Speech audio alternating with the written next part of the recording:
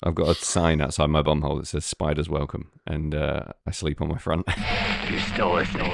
This is our final transmission.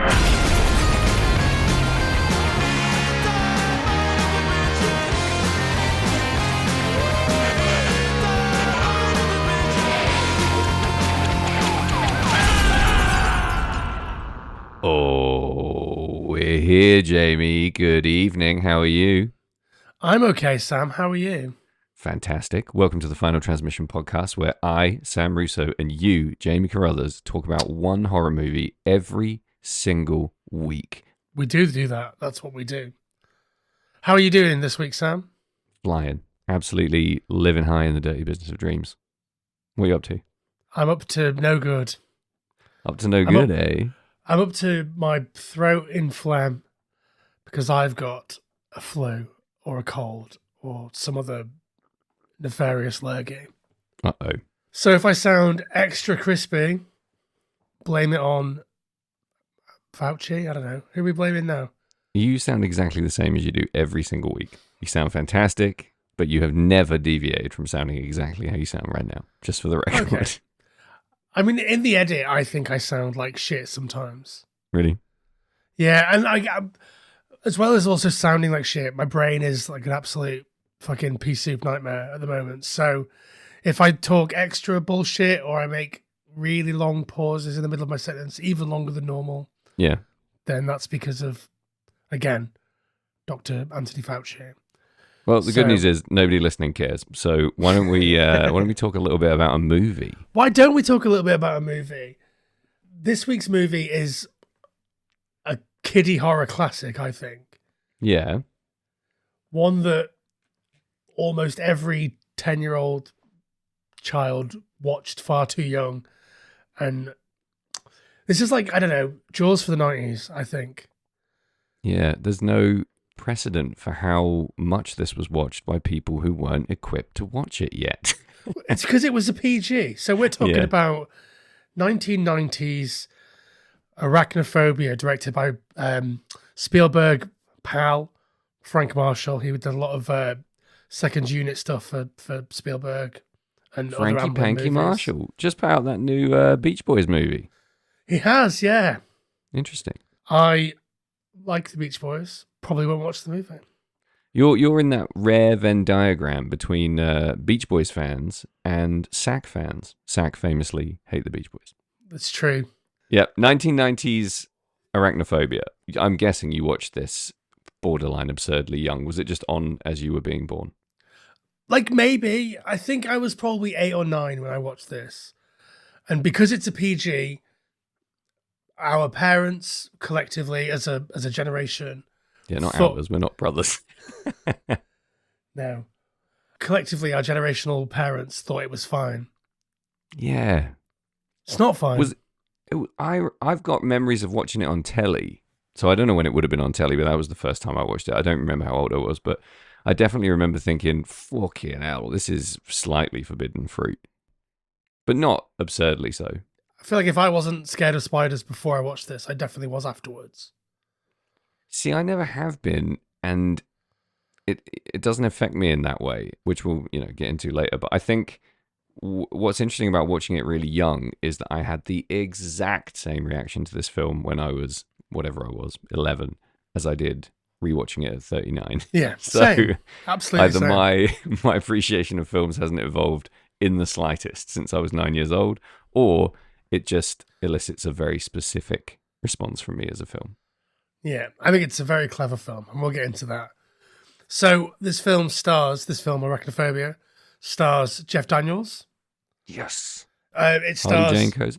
Yeah, it stars Harley Kozak. We've got Julian Sands in there from your favorite Warlock franchise. Yeah, fuck Julian Sands. Moving on. It's got John Goodman, friend of the pod, in his first appearance on the podcast. Is it his first?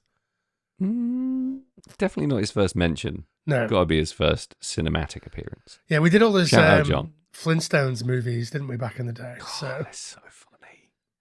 Whose bright idea was it that John Goodman would be Fred Flintstone and Rick Moranis would be Barney Rubble? Give that guy a fucking some kind of award. Come on. yeah. Is there a special Oscar for casting people that look like people.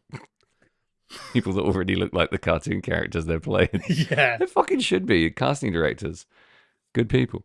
Who else do we have in this movie? Nobody interesting. Yeah. Oh, Roy Brocksmith of all sorts of edgy, niche, horror, sci-fi fame. Yeah. He's Total Recall, etc. Bill and Ted's Bogus Journey, right? Yeah, absolutely. And Kathy Kinney, who was in an episode of Boy Meets World that I watched recently. Okay. Glad to hear it. What was she doing in that? I think she was a teacher or something. It was in. So I'm rewatching series 2 of Boy Meets World because I'd love to feel emotions. And Yep. I think the comedy holds up in Boy Meets World. I think it's really funny. I think so too. But I think when it's emotional, it fucking breaks my heart. Oh yeah, it knocks your absolute fucking nads into your nostrils emotionally. But Yeah. I'm just still so surprised at how fucking funny it is. It has no right to be a funny show. It's so good writers, I guess. It's so wholesome and good. Did you watch? Yeah. I don't know if we've talked about this, but did you watch Girl Meets World? No, we have talked about this. No, I didn't. I mean, it's a sequel to Boy Meets World. If you ignore all the bullshit with the kids, like we're continuing that story. Corey, Topanga, Eric is running for president. Everything's happening. It's fucking great.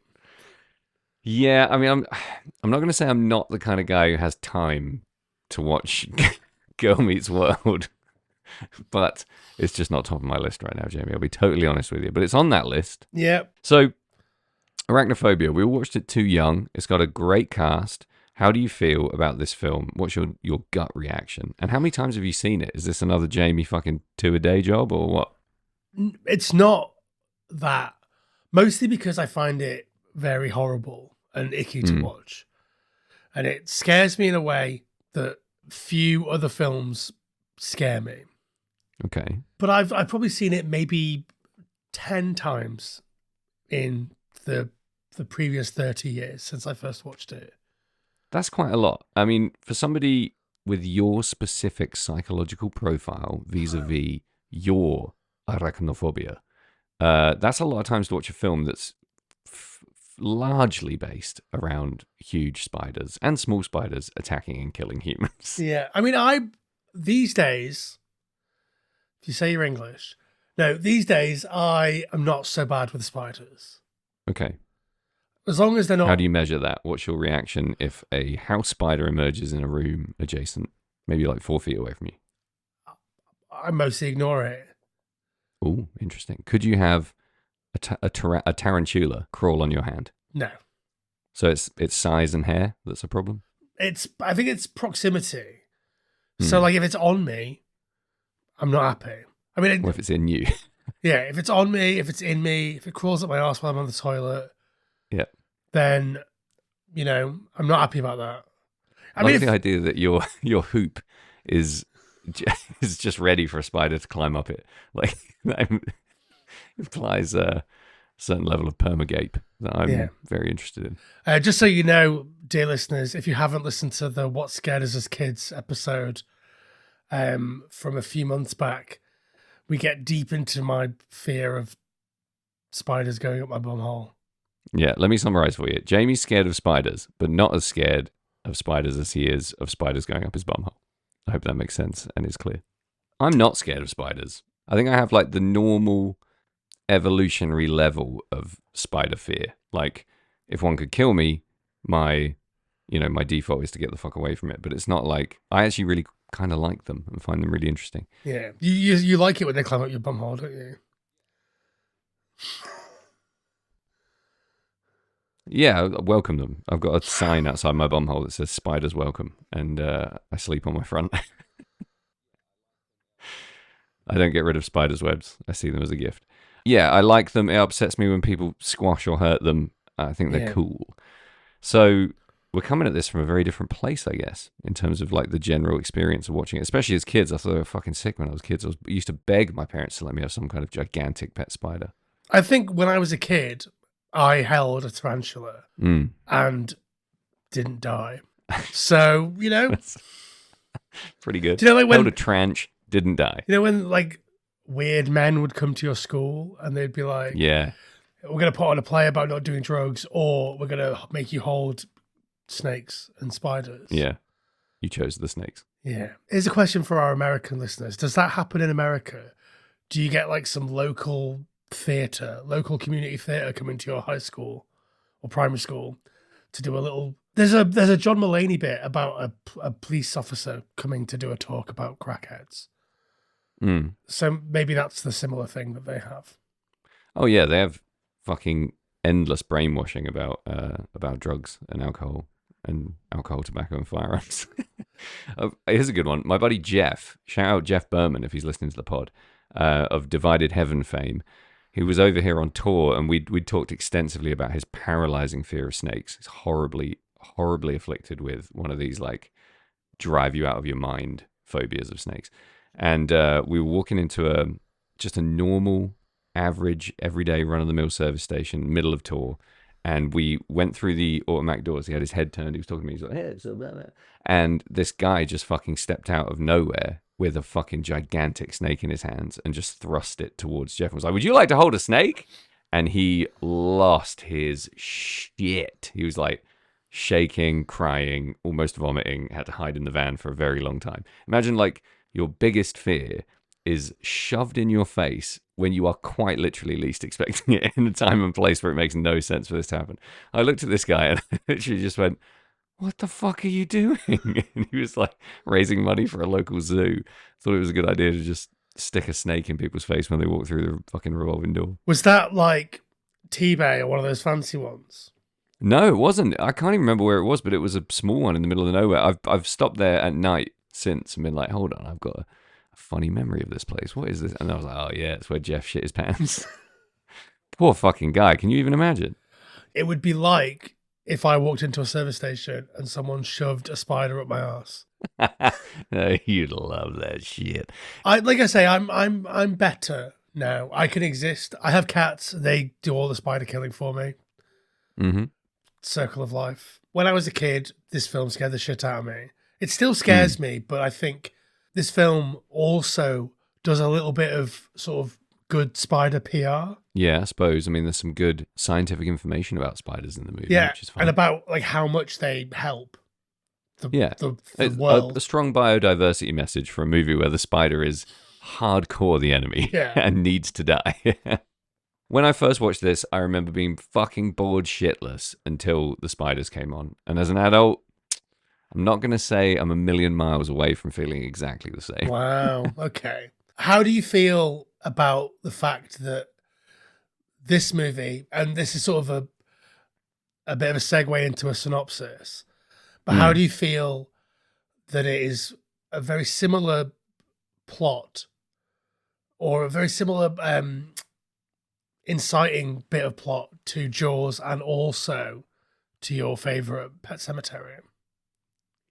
There's definite and pretty obvious parallels. I think it fits quite nicely in that mood of film. Like if you're in the mood for that kind of film, this pops onto the list for me.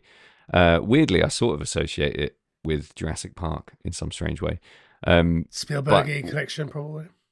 Yeah, and you know, it's probably on paper exactly the same. But things I like about this movie definitely occur in other movies that I think are much better and much more fun to watch. But there's so much going on in this that does get me going, that does get the old dick racing. I love how this film opens. I love that we have a jungle adventure right at the beginning. But everything I really enjoy about this movie is sort of paralleled with the question, what is a kid getting out of this? Like, there's so much adult stuff happening in this movie that kids just can't find fun. Like moving admin, wine. Yeah. Like there's so much that's very clearly aimed at the adult audience. And then the kids are just sort of like left for big periods of this movie. You're just out in like long, fallow parts of the film where people are just being very grown up and very routine. And then you get smashed to fuck with spiders. So yeah, I think Pet Sematary doesn't really do that as much. And what was the other movie you said? Jaws. Yeah, this Jaws is on another planet in terms of quality as far as these movies go. But a good animal monster movie, this is for sure. I just meant because obviously in Jaws, it's big city cop moves to a small town and he's scared of water. Yeah. And Pet Sematary, it's big city doctor moves to a small town which is And is scared of nothing. and he's scared of his kids getting hit by trucks. So just lets that happen. Yeah, it's tricky in it because I don't want to look too closely at all these movies in that way because all it does is reveal the formulaic nature of their inception and their writing and to an extent their production. Okay, but yeah, there's nice similarities that put them on the same shelf at the video shop, which I liked as a kid. Okay, so let's do a synopsis. You synopsisize this for us, Sam. Okay, but before I do that, not that I'm stalling, how would you rank this, Pet Sematary, and Jaws in terms of how much they scared you, 1 to 3? Let's say first watch, because obviously that shit changes and I think diminishes. they all scared me the same amount. Really? Yeah. Wow. I think maybe Arachnaphobia is scarier because, I could just not go in the sea. I could just not bury my dead son in the Indian burial ground. Like, yeah, no, you're hypnotized to do so, though, Jamie. You say that. Okay, well, I'm not hypnotized to go in the sea. This isn't Jaws 4 again. But maybe you're very susceptible to the pressure of the mayor who wants you to swim when he goes out on the beach and tells you to. I don't like swimming in the sea. It makes my nipples hurt. Why? I have no idea. I've got very sensitive nipples and the salt water. No, you haven't. It's because your nipples are always being chewed on, tortured, and otherwise mangled. As soon as you get in the sea, the salt gets to them and it's fucking game over. Your nips explode. So I think Arachnophobia on first watch was the scariest of those 3. Mm. And that's because there are spiders everywhere. There's 50,000 spiders on my face right now, or whatever the film says. So it's a good tagline. Yeah. Anyway, Snops. In Venezuela, there is a breed of spider, a borderline prehistoric breed of spider that kills people with a single bite in seconds. And these spiders are discovered by an intrepid group of biologists, accompanied by, inexplicably, a sport photographer who, despite being from Northern California, supports the Miami Dolphins. And he is bitten by one of these spiders and killed. Shock. The spider hitches a ride with him in his coffin back to his hometown, where the spider emerges and presumably breeds with local smaller spiders to form some kind of mega monster hyper spider and pump a billion babies out into the town. Just as a hot dick new doctor arrives in this small town, which is called Canaima. Played by Jeff Daniels, Dr. Ross Jennings starts to notice some strange deaths around the town that he attributes to potential spider bites. Upon discovering this, he is largely ostracized and laughed at by the local populace, apart from a couple of close allies. And he goes on a quest to prove that these deaths are being caused by spider bites. While mayhem ensues, I'm not allowed to say that, so we'll just say the death count rises, the spider births increase, John Goodman shows up as an exterminator, and the fight for the survival of the town of Caniva is in the hands of Jeff Daniels and his paralyzing fear of spiders and his love of wine. How's that for a synopsis? Yeah, you've covered every base there, I think. So let's take a break, come back, and let's talk Spider-Geddon.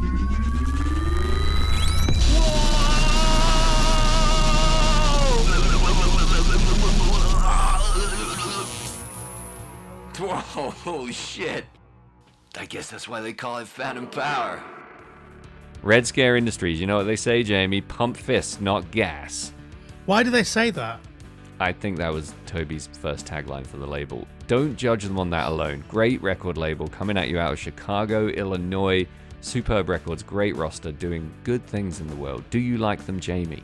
I love them. They're some of my favourite records ever. Masked Intruder, Sincere Engineer, Copyrights, Lawrence Arms, Sam Russo. Great records, great people, great times. Great. Just great. Great. Listen, if you want some great, get your ass over to redscare.net now. I'm back, Sam. Are you back, Sam? Break time's over. Quit your lollygagging. It's spider time. You're not scared of spiders and you thought this movie was boring?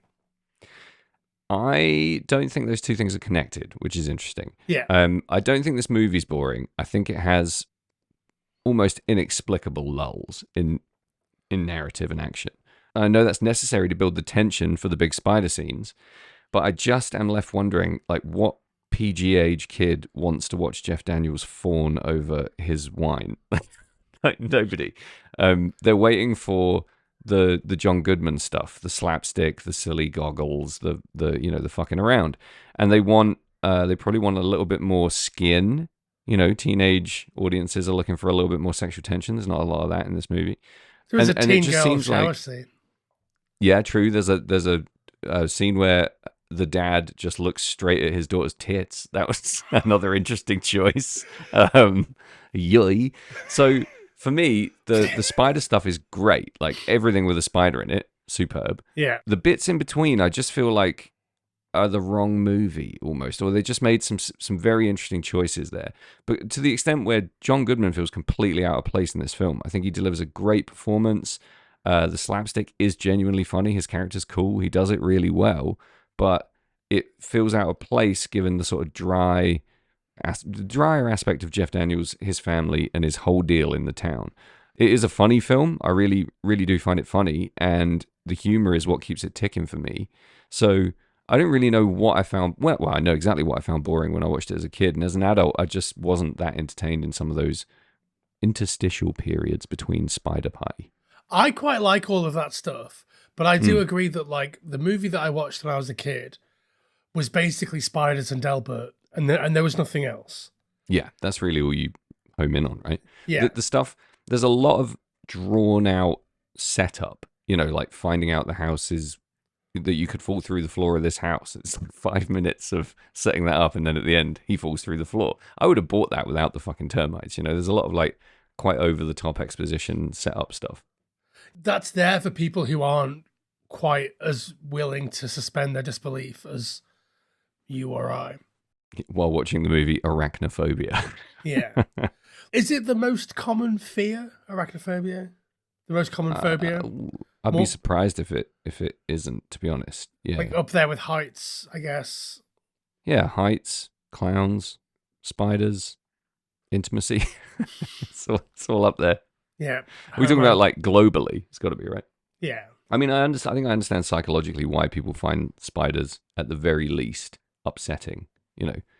Everything about them is essentially alien, right? I was saying to Claire while I was watching it, imagine if just, in a parallel universe, people have huge spiders as pets the way they do cats, and they stroke them and they play with them and they feed them out their hand.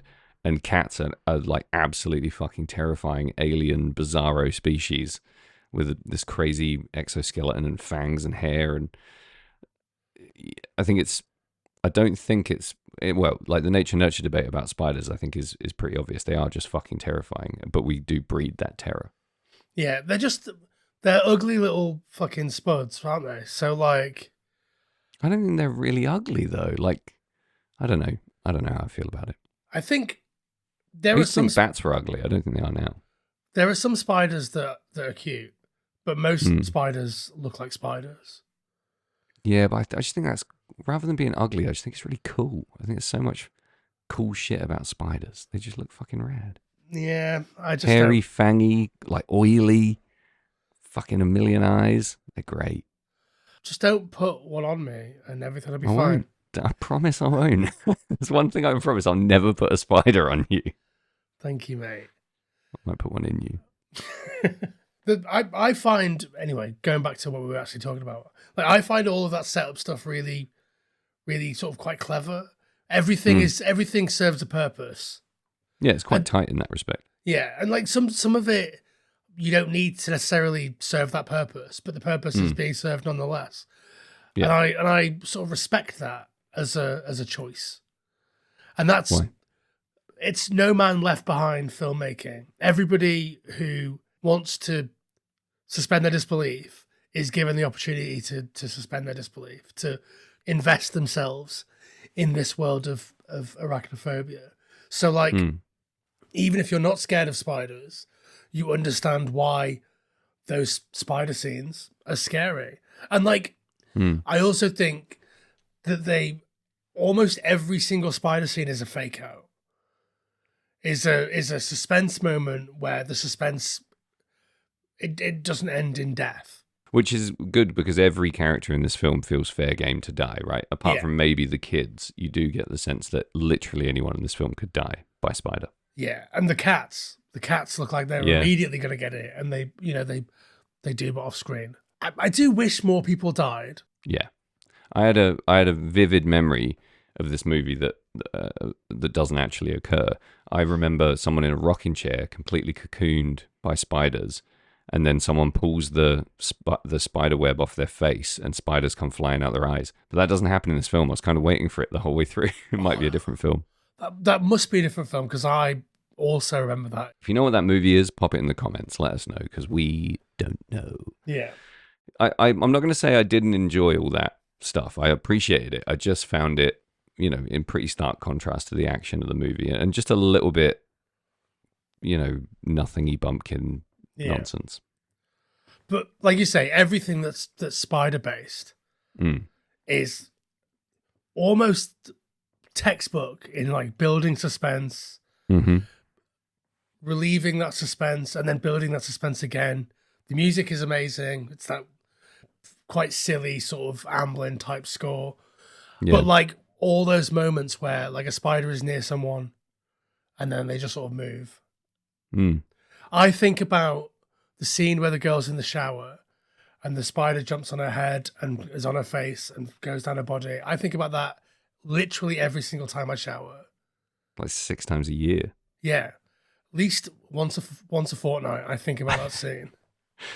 I think from now on, you're going to think about it every time you shut your eyes in the shower. You're just going to be like, spider on my head as soon as your eyes close. Yeah, no, I literally think about it every single time I shower. Yeah. And it's insane. Like I first watched this when I was a kid. That's what, it's been 30 years.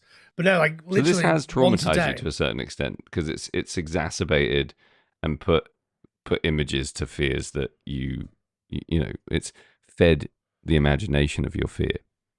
Yeah, absolutely. And I think it did that for a lot of people. Like I think, like I say, Jaws. It's easy to not go in the sea, especially when your nipples are like mine. So like, unless I'm Samuel L. Jackson in Deep Blue Sea, like I've got nothing to worry about. Yeah, but I don't see it that way. I see it as you're not going in the sea because you're scared of sharks. You're using your nipples as an excuse. No. And you're missing out on all the fun of the sea. The sea sucks, man.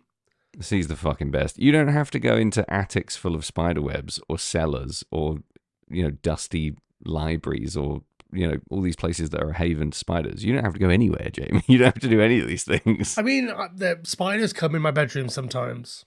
More than sharks. Yeah. Yeah, all right. I believe that. I'm also not especially scared of sharks because I've never seen one. I'm much more scared of jellyfish. Oof.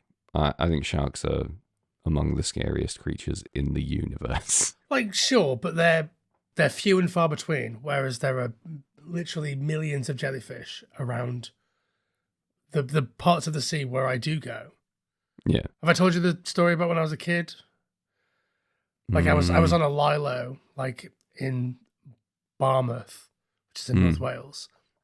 And I sort of floated out a bit and I sort of looked up and I realized that I was quite far out. I mean, I was maybe 13, so it felt like I was marooned, but I was probably 50 meters out or something. Yeah. And I just looked down and there was thousands of jellyfish just all around me. Jesus. And I had to like just kick and paddle my way back in. Oof. And that was just quite scary. And I got stung a few times. And so, jellyfish, man. Who peed on you? Someone? I mean, I was quite scared, so I'm probably just peed on myself. A local vagrant lent a hand and peed all over Jamie's naked pink little body, including his nipples, as he crawled from the surf. Yeah. He didn't know that I'd been stung by a jellyfish. Yeah, he's just willing to help. I swam with tiger sharks and one of them opened its mouth near my head, and I fucking will never forget the thought that goes through your head and what your heart does when you're just absolutely certain you're about to die. It's a special kind of terror. And I do find Jaws paralyzingly frightening as a movie, and it's one of my favorite books. Like, absolutely love Jaws. So for me, maybe that's part of what there's just a small percentile less engagement with a movie like this, where the fear stakes are more about other people than they are about me. It's like, oh, he's scared of spiders, how horrible, because it's such a visceral fear, and it's such a huge part of the vehicle of the movie is to kind of buy into that fear and share it to a certain extent. Yeah. Like Claire was doing all of her noises throughout the movie every time, like anytime there's like a pulsating sack of any kind, she's revolted, and rightly so. And anytime there's she should move out. Yeah, no, she can't. She hasn't got a choice. Any kind of like skittering or chittering or anything like that, I look over and she goes, oh, on key. So yeah, I think like the fear that I have when I watch this still is mostly like internal, not like, oh, I'm scared. Apart from there's like one jump scene towards the end where the general like jumps out and jumps at him, and that's quite scary. I remember the spiders being a lot bigger as well, which was not a disappointment, just a surprise. I was like, there's something that's slightly hard to buy about that fairly small spider fighting a fully grown man. Well, I think that makes it scarier, because that makes it more like the Feels spiders more real, that you see in your house. Because like they look like gnarly versions of normal house spiders. Mm. If this movie was all tarantula all the time, that would be a scary movie, but it wouldn't make me look at the spider in the room with me right now like, you fucker. Yeah. Whereas like those New Zealand spiders, whatever they fucking were, like they just sort of look like normal run-of-the-mill spiders.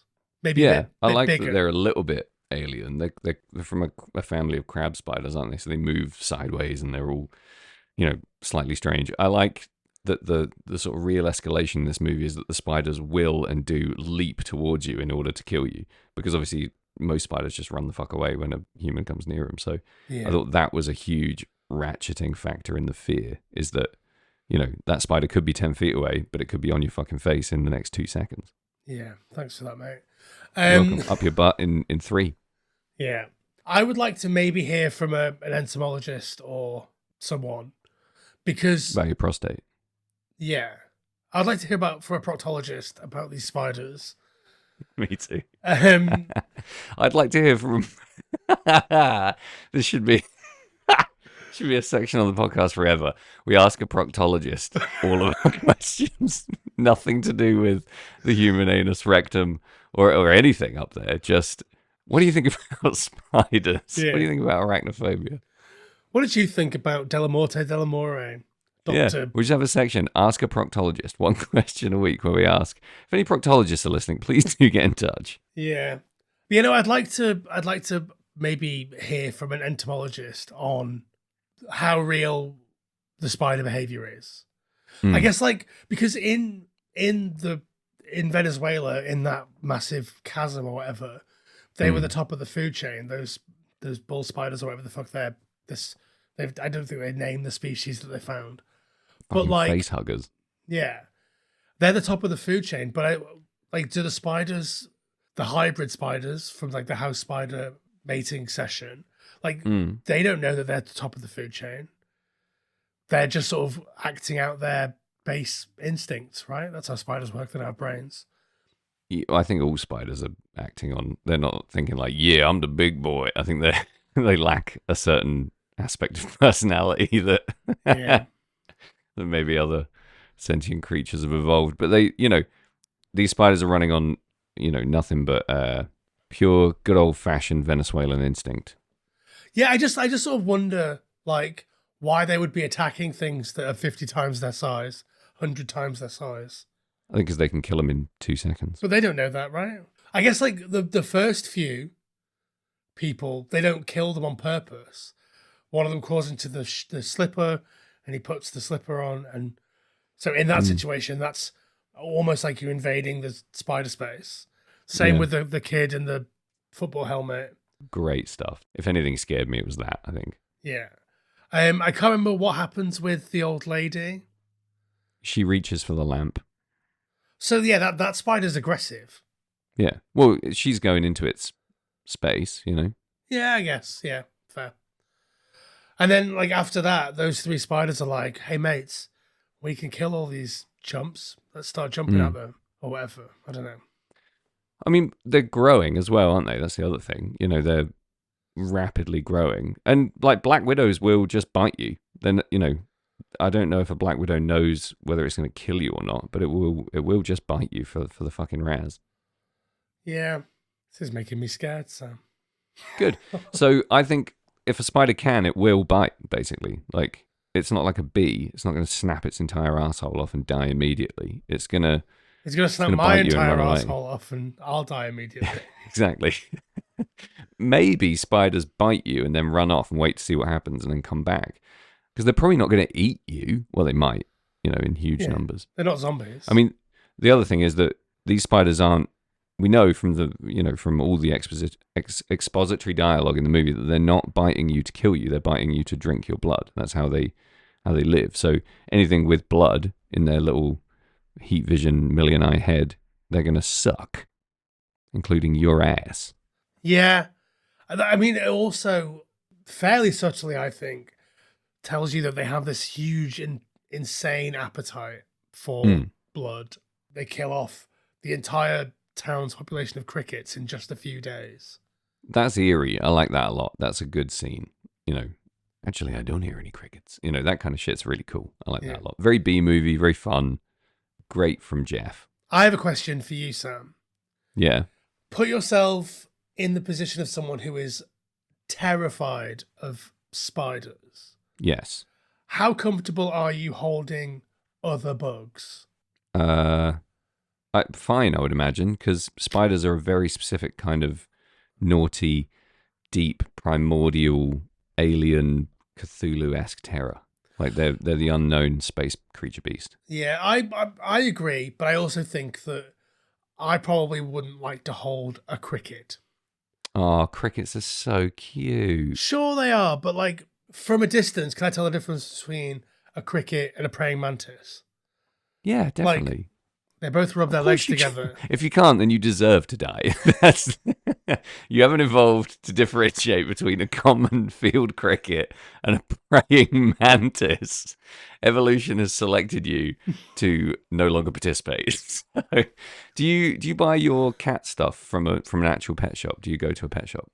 No, Oh, why? because we order it from the internet and they bring it to our house. Okay, well, next time you run out of something, go to a pet shop and go to the crickets and have a look. You can pick up the little boxes and look at them, set a few free if you need. Shake it and up. Yeah, or that, I guess.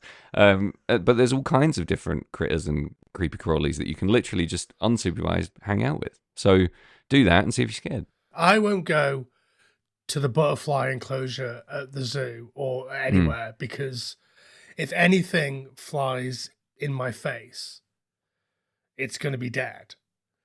Oh, And so I don't want to incite the great butterfly / cricket massacre of 2024 in Pets at by Home. going to a pet shop. Yeah. Fair enough. What about snakes? It's an extension of this section of the animal kingdom in terms of fear, I guess. I'm not scared of snakes in a case. I'm Or on a scared. plane. Well, I'm maybe. so sorry. I'm scared of the possibility of invisible snakes when I'm walking in long grass. It's the idea of a snake. Even if I saw a snake, a little fucking grass snake, what's it going to do? Nothing. But the idea that there's a snake in the grass slithering its way next to me when I'm walking in the reeds, like that's You scary. always do.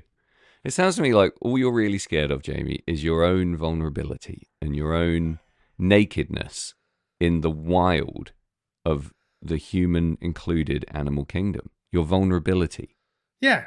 your lack of connection with nature is the real source of this fear. So I wouldn't say you need to confront it by hanging out with a bunch of creepy crawlies. I'd say you need to take a long, hard look up your own butt. I once swallowed a cricket by accident.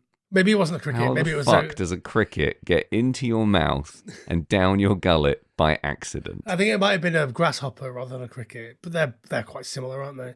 Was it green or brown? I don't know. It was in my mouth. Was it? How big was it? It felt big in my throat. I didn't like pick it up and eat it.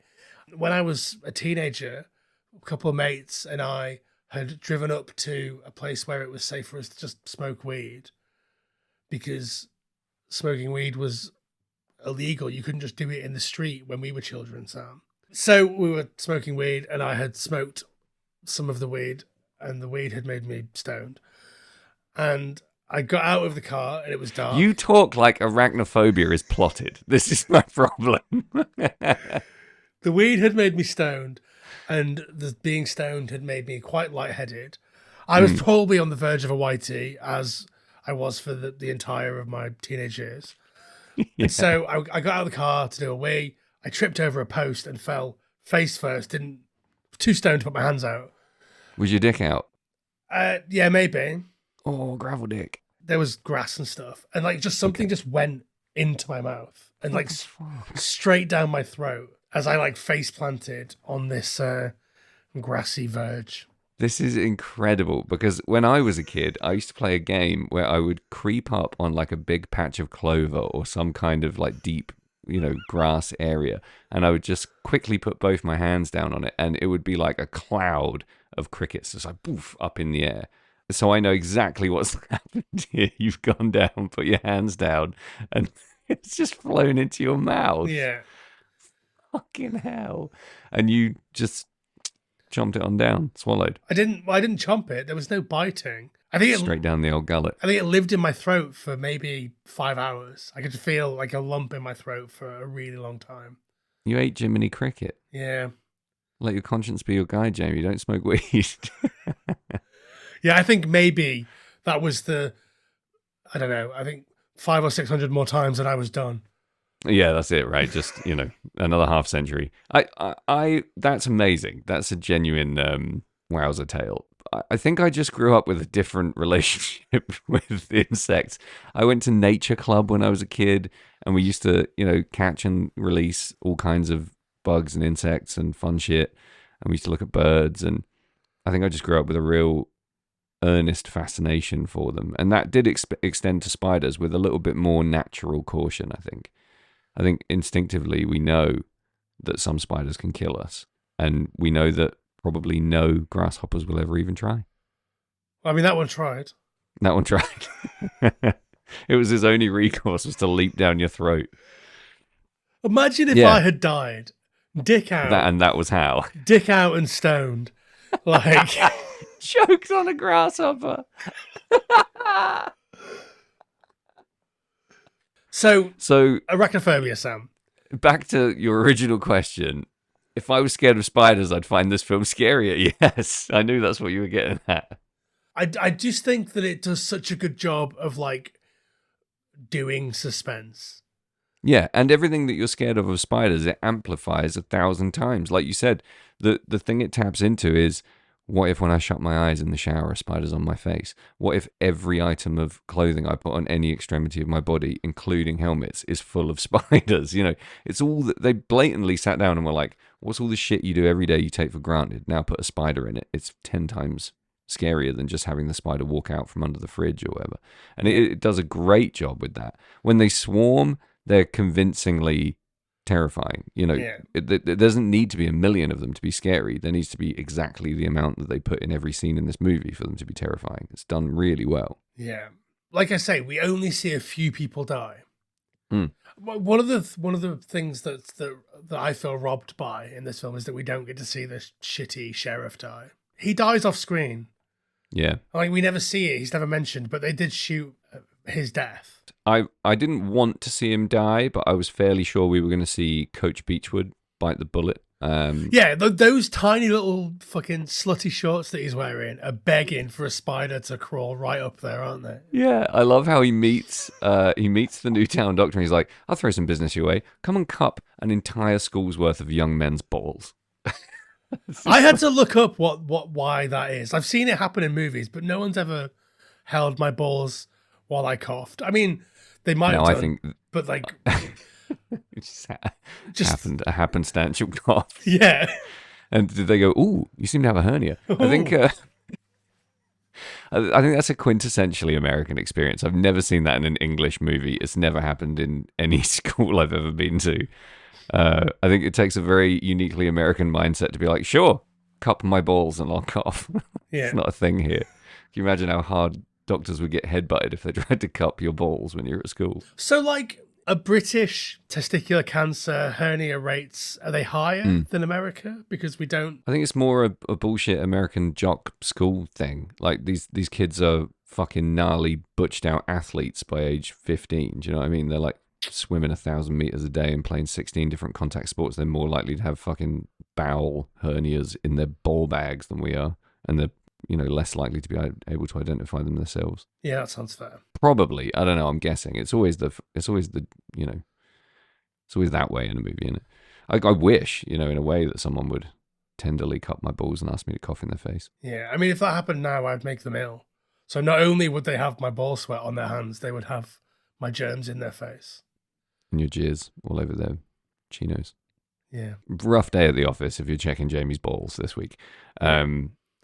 I liked, one of the things I loved about the movie was the genuine sense of drama about Dr. Ross Jennings being misconstrued as a murderer.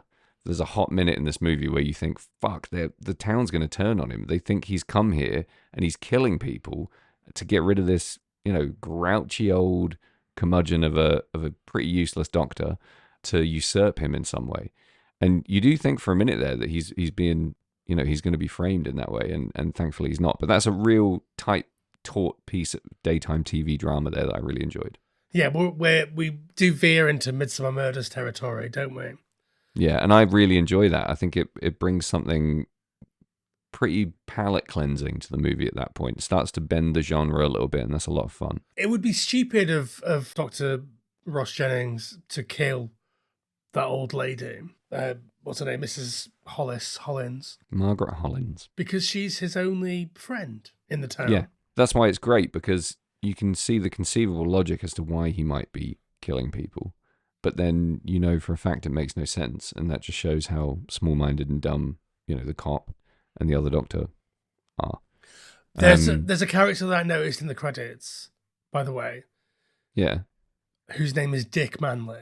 Yeah, I saw that too. Dick Manley. Doing a great job there. Just don't go by Richard. That's all I ask of you people named Richard. You just go by Dick, and if your surname augments the impact of your first name, you're winning. Yeah. There will never be an age when I see a name like Dick Manley and don't think, that's funny. Yeah, and there'll never be an age if I see a name like Richard Ejaculation, I'm not going to be furious that he doesn't go by Dick. If my name was Richard, I don't think I would call myself Dick. You are disappointing me. Dickie I Carruthers? I like Dickie. I could do Dickie, but I Dick don't think I could Carruthers is hard because you have to enunciate between those hard consonants. Dick Carruthers. People just call you Dick Carruthers, and then you just be Dick, and then you just be Dick my ass. You'd end up Dick. It's the king of names. What would convince you? Dick's a fun name. Yeah. What's your middle name again? Zero. Dick. Imagine if you've been hiding that from me all this time. I've been hiding my dick from you this whole time. I have not, Sam. If you've been hiding your dick from me, you've been doing a terrible job. Yeah. What's your middle name? Oliver. Oliver. That's why you're such a cheeky I go by Dick for short, though. Cheeky chapping. Yeah. Yeah, no, I don't have a middle name. Sorry to say. I'm gonna just tell people it's Dick. So, is there anything about this movie that you don't like? It scares you. It, in your opinion, is essentially well made. Like there's nothing I can really criticize about how this is shot. It's all pretty average. I think it's pretty beautiful in places. The stuff in Venezuela, I think, looks amazing. I mean, you'd be hard pressed to make that look like shit. Like those waterfalls are insane. Yeah, nice pan shot along the river. All that stuff's pretty classic, but it's a bit boilerplate. Do you know what I mean? I don't think it's not. This movie's not breaking any huge conventions or doing anything spectacular visually, but I don't think it needs to. Yeah, no, I wrote that on my notes because I was thinking about, obviously this is an Amblin movie. Yeah. And it was directed by Frank Marshall, who did a bunch of work, like I said, on Spielberg movies. He directed a couple of movies like Alive, but he was mainly a second unit director and producer. Yeah.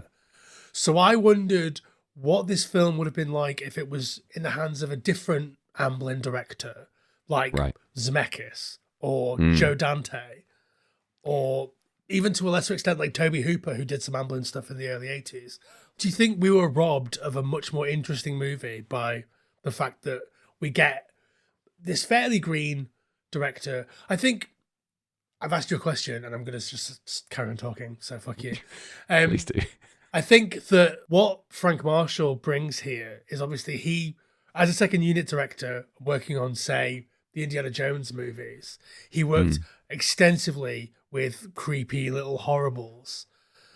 So his relationship to those sort of bugs and creepy, slimy fuckos is very different to another director, say Joe Dante, Right. who is most famous for working with puppets. Mm. The thing that really sells this movie is the fact that we have real spiders for the most part interacting with real actors. Mm. And that's what makes it scarier, I think, is that we see the things together. It's not just like spider cut to the face, spider cut to the face, animatronic spider on their face. It's the real spiders on their face. It's like, that's maybe what Frank Marshall brings that somebody else wouldn't have brought. But I think that someone like Joe Dante or Bob Zemeckis would have made a much more visually interesting movie. But I maybe think that it wouldn't have had that level of tactile interactivity between spiders and people. Yeah, I think I can expand on that a bit. The answer to your question is better. If any of those directed it would be better, is one word. But I don't feel robbed in any way because this exists the way it is, and that's fantastic. If I could choose who would have directed it, it would have been Richard Donner. Yeah, Donner's another one. Look at his creepy crawly work in Goonies. It's bang on. You know, Fucking he knows his way Goonies. around. Yeah, greatest film of all time. He knows his way around, your creepies, your crawlies, your everything in betweenies. He's a little bit more comfortable with a sexually charged teenage storyline. He's a little bit better in the romance department. He's visually a lot more willing to take risks. I think just a fun movie would be his sequel. But we don't get that. We get this. And there is nothing that I would point to as being glaringly problematic about this movie in terms of just an entertaining 1 hour 49 watch. There's nothing where I think, well, yeah, this sucks. It does a lot of stuff really well, and it does have great poster art, which I say with no, hidden message or meaning. The poster art is burned into my brain forever. I remember seeing it on the shelf. I remember seeing it in the ad breaks. They'd flash the cover before it pans off.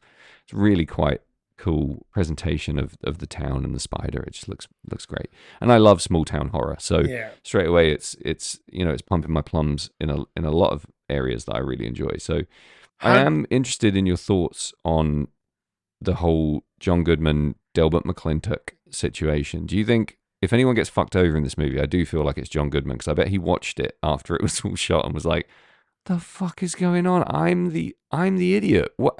I thought everyone was going to be a little bit dumber. Why is this played so straight?" He must have been like, "Fuck." I think he's just having a great time, and he's obviously there for the kids. Yeah. Which I believe he was Jar paid. Jar. He was paid in children, right? Yeah. This isn't going to be one of those things where I say how much I love John Goodman and then you tell me he's a pedophile or he loves Trump or some shit, right? Am I allowed to just say I really like John Goodman and always have my whole life? Yeah, John Goodman, I think John Goodman is fine. He carried on making Roseanne after they killed Roseanne, right? So presumably he thinks that Roseanne and therefore Trump is a fucking idiot. Well, he's definitely pretty right on politically. I was just worried that, maybe he was a pedo or something. I read an interesting fact the other day. Apparently, what's considered one of the all-time lows in the history of baseball is Roseanne singing the national anthem at the San Diego Padres Stadium. Apparently, it was so bad that it is ranked as one of the most disgraceful moments in the entire history of the sport. Think about what some of those athletes did in their personal lives, some of the crimes they committed. Yeah. Roseanne singing the national anthem is considered one of the biggest crimes against baseball. I think that's so funny. I love crimes against baseball as a concept. It could be a great fucking band name. Holy shit. Yeah. I came up with a great album title when I was at the baseball at the weekend. I was flicking through the program and this piece of text just shot out straight into my eyes. It said, "The fans are all here, loaded up on hot dogs and confidence." And I thought, fucking hell, Hot Dogs and Confidence is such a great album title. It's my cocktails and dreams. Yeah, it's very much a Sam Russo-ism as well, because like you love a thing I love and that, thing. Yeah. I love what is it? A word and a joinder and a word. Yeah. Yeah. I have an issue with hot dogs in that sometimes I call them donuts. Sometimes I say donut when I mean hot dog, and sometimes I say hot dog when I mean donut. It's crazy. I think when I was a kid, they were both mysterious American things that I never thought I would actually get to have. I thought you were going to say the opposite. I think you say they were available in such abundance. I just didn't know the difference between the two. No. So, yeah, I think in my head they're the same thing, but they're not the same thing. They're very different. Although, I bet if you put a hot dog wiener in a cut in half donut, I have to think really hard to make sure I'm saying the right thing here. Okay. Then that would be delicious. Well, they did donut burgers at the baseball. Yeah, they've actual donuts as bun. Yeah, that's a thing. Yeah. I've never had one because, I've got enough shit in my arteries already. I've got enough problems. Yeah. Listen, the mistake you've made here is you've started talking about two of my favorite things on planet Earth. And if I even entertain the idea of having a conversation with you about hot dogs and or donuts right now, the fucking night is over. So let's get back to Arachnaphobia. This movie doesn't contain any good hot dogs or donuts, so let's stay the fuck away from them. I don't even know how we got here. We were talking about... Yeah, so Goodman. He's a good man. He is a good man. He's quite literally a good man. And I know that recently he's been really candid in some interviews about some mental health struggles. So I got a huge amount of respect for the guy. I love his performance in this. Very silly, very Honey, I Shrunk the Kids. Yeah. I think his performance is really fun, and it's there for the kids. Yeah. It's there to be the thing that speaks to the children who are watching this when their parents have made them watch it because it's a PG or whatever. It's a good tension breaker. I don't understand a lot of that tension.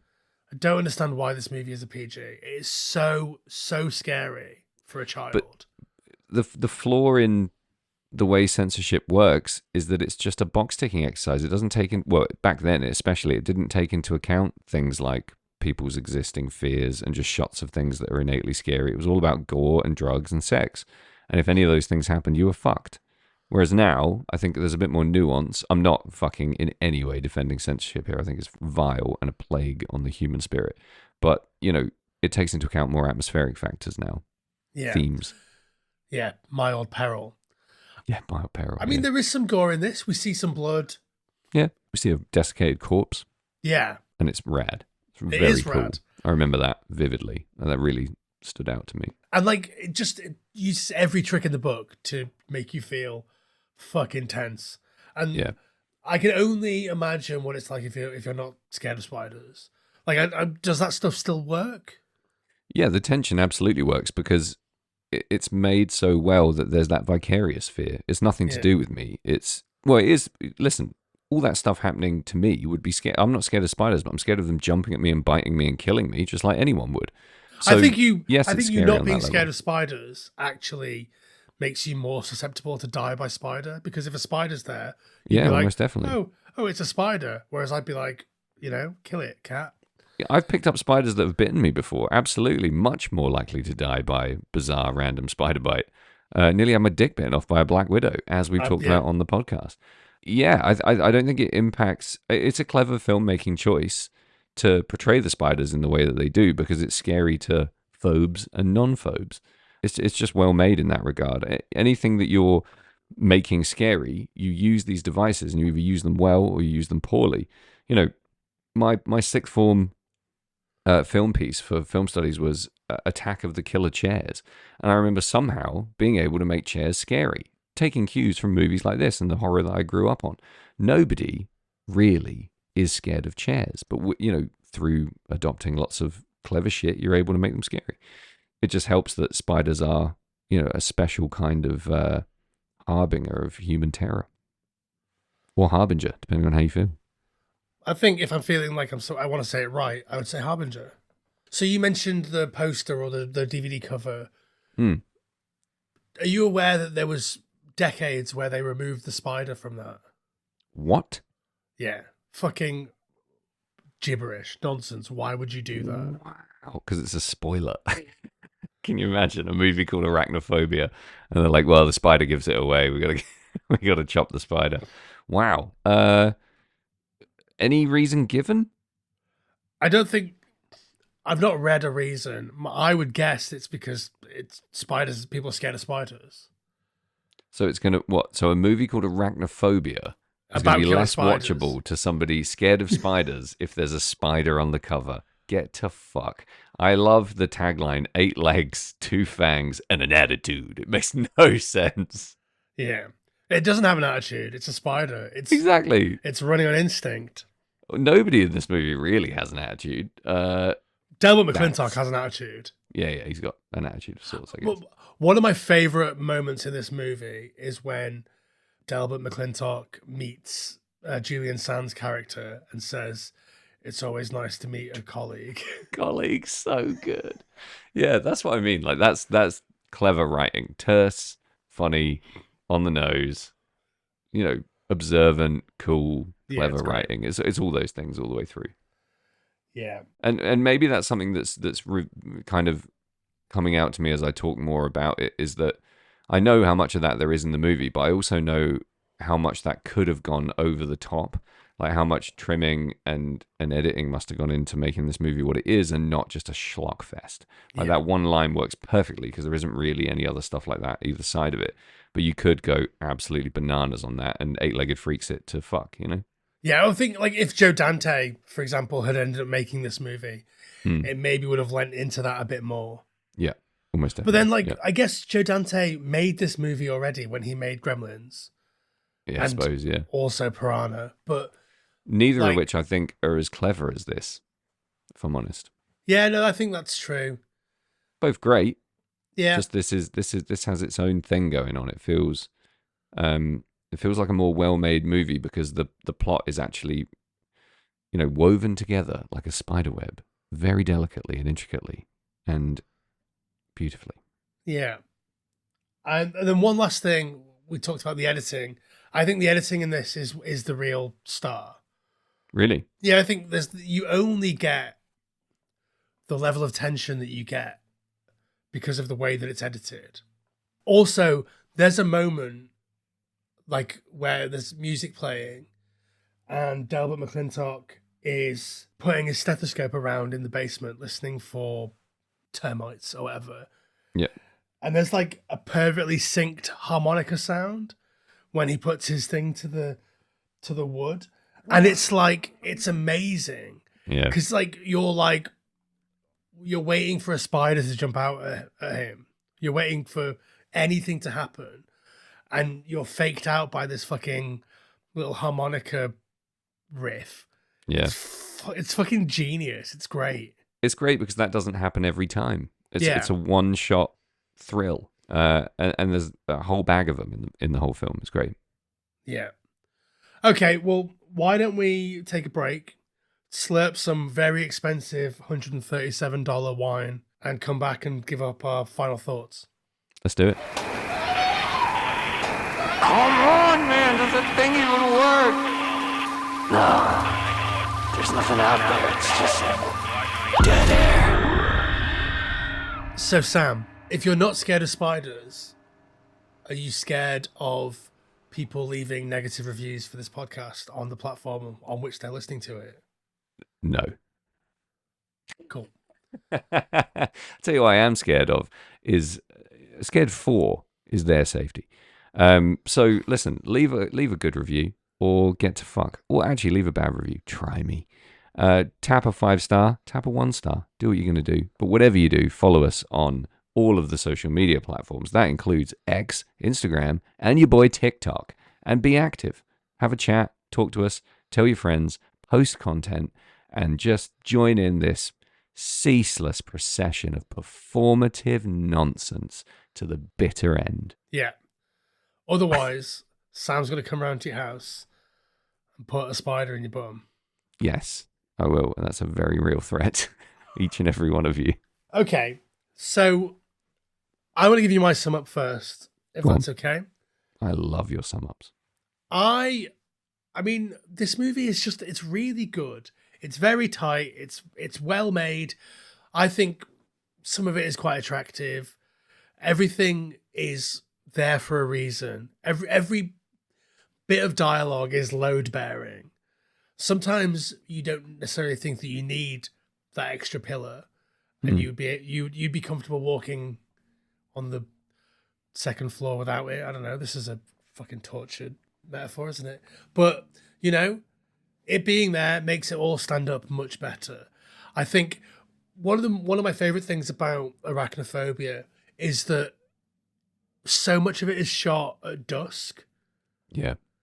So everything has that sort of hazy, dusky feel to it, which I know what you mean in terms of like the film not being incredibly beautiful, but that does bring out some of the scarier or the more atmospheric elements in terms of like this big spooky house, the barn. It's weird because like it's always dusk. Is it more? Are you more likely to see a spider at dusk? I don't know. I think so. Yeah, I think dusk is spider time. So I think that's cool. All the performances are pretty great, apart from Julian Sands' little mate, who I think sucks. I think Julian Sands kind of sucks, but that's personal taste. Yeah. Do you know what happened to Julian Sands? He just went missing one day. He died What, in real life? Yeah, he was like walking in like the hills of California and died.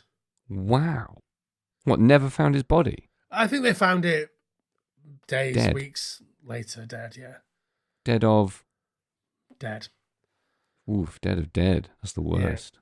Julian Sands, in memoriam. So how are you going to rate this movie? I would give Arachnaphobia 12 dangling web rats out of 15. That's quite high. It's quite high. It's not perfect, but everything it tries to do, it does really well. I mean, tonally, it's a bit wonky, but I enjoy all of the tones that it's toning. Wonking. Would you eat a spider if it was prepared for you as part of a dish?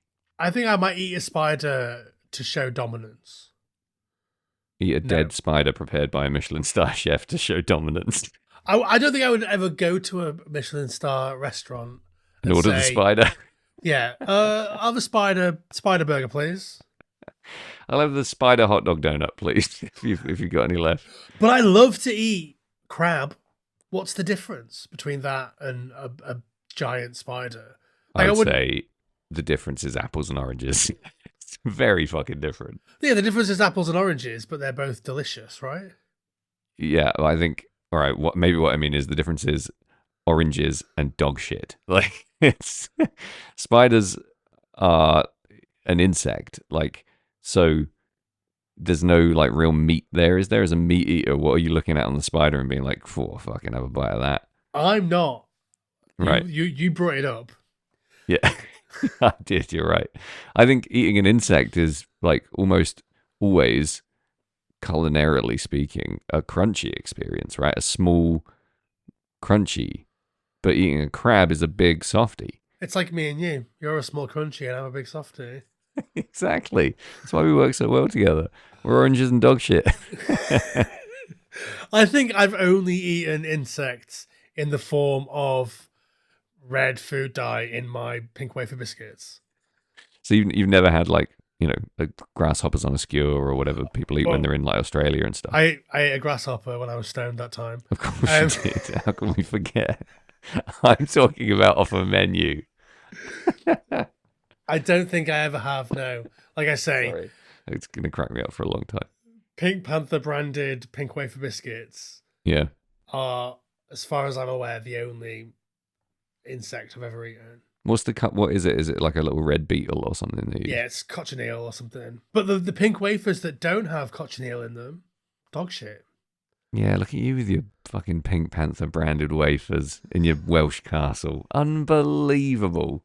They were my big treat when I was a kid. Like, I loved the Pink Panther because, I don't know. Love jazz. Yeah, I love jazz. Big jazz fan as a kid. And, Jazz and Poirot, just right up my street. I don't remember anything about the Pink Panther. And I think like when I watched the movies when I was a kid, I was like, what is this shit? Where's the Yeah, I know. panther? Where's the Pink Panther? Imagine, this is the skit I've got in my head, right? You're a kid and you go to school and you meet a kid who's like, I really like the Pink Panther. And you go, yeah, fuck yeah, we're friends forever. You meet a kid who's like, I really like Poirot and jazz. You're like, well, you're getting a beating. That's the poor kid.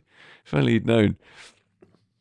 All right, let me rate this for you. Arachnophobia for me is a lovely, sloppy, slightly hungover after a barbecue Sunday afternoon summer dusk movie. Yeah. It's not something I would, seek out and slap on with like a voracious hunger for thrills and spills, but it's something that will ease me through an otherwise, uneventful Sunday evening, should we say. I really respect the everything you said, the editing, the shooting of those really tense, heightened, semi-horrific scenes. I love how it dances somewhere between PG and X in terms of the terror. I like that there's a lot of pulled punches when it comes to the violence and the gore. I think that adds to the Midsummer Murders aspect of daytime TV that I love. And I really enjoy everyone's performances for the most part. I love Jeff Daniels. I had a dream the other night that we went drinking and he was just rambling at me and telling me all these great stories about Hollywood. So he's obviously deep in my psyche. It was before I even watched the movie. And there's so much to love about when and how this movie occurred as for a specific audience of people our age, I think. So for all those reasons, I'm going to give it a rating that might sound out of kilter.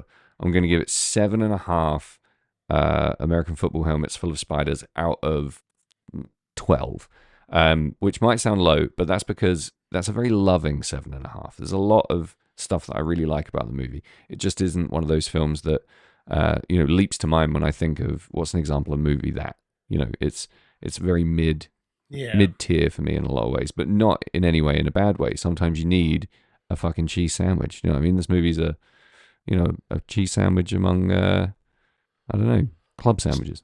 Cheese sandwich full of spiders. Exactly. Oh, Pole vaulting spiders. I wouldn't eat that. No, I even if you were a Michelin star chef, Sam, I wouldn't eat your cheese sandwich full of spiders. I want to prove you wrong on this. I want to find the spider restaurant in Vietnam. We'll go there and do an episode. If a Michelin star restaurant chef, some of those words weren't necessary, but if they came to my house and were like, "Here, eat this," I wouldn't be like, "No, go fuck yourself. Are there any spiders in it?" I would eat it, and it would probably be delicious. But right. I wouldn't go to a restaurant and be like, "I'll have the spider fricassee, please." Well, some people eat wolf spiders. Like some people really go hard on edible arachnids. Everything's edible if you have the girded loins, but I refuse to gird that hard. Yeah, it's just not something that you are into, and that's fine. Yeah. Well, that's how we get you vegetarian. Imagine all meat is spiders. Done. I had a dream the other night. I don't know if I'm going to leave this in or not, where me and you worked at a school together. Uh-oh. And I mean, there's nothing weird happened really. And well, weird, but nothing untoward. And I got a voice note from Jay Rayner, the restaurant critic.